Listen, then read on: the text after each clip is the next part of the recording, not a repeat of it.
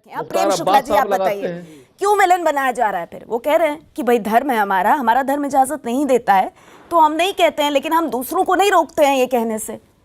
तो शफीकुर रहमान बर्क ने गलत क्या कहा? देखिए, एक मजहबी मजलिस होती है और दूसरी होती राष्ट्र के संविधान की व्यवस्था बनाने वाली, विधि का दायित्व लेने वाली सबसे बड़ी हमारी संस्था संसद।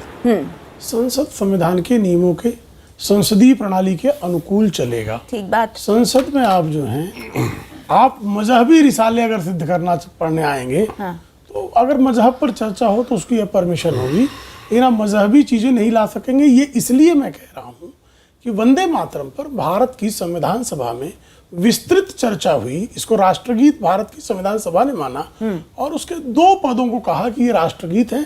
शेष पदों में वंदना का जिक्र है, इसलिए उसको राष्ट्रगीत का अंश नहीं माना, उस समग्र वंदे मातरम का अंश है वो।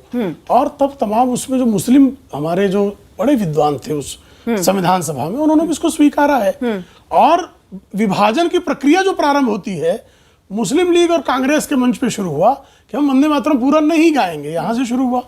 और उस पर जो है पंडित मदन मोहन मालवीय का अध्यक्षीय भाषण है, जिसमें कहा गया कि वंदे मातरम कहीं से वंदना का प्रतीक नहीं है। कांग्रेस का स्टैंड, मेरा स्टैंड नहीं है। लेकिन आज जब इस तरह की हरकतें होती हैं, भारत माता की जय लोग बोल रहे थे, एक सांसद महोदय ने, वो आम के सांसद हैं, वो खड़े हुए और वो उन्होंने आपत्ति कर दी कि ये हमारे जो है शपथ विधि का अंश नहीं है।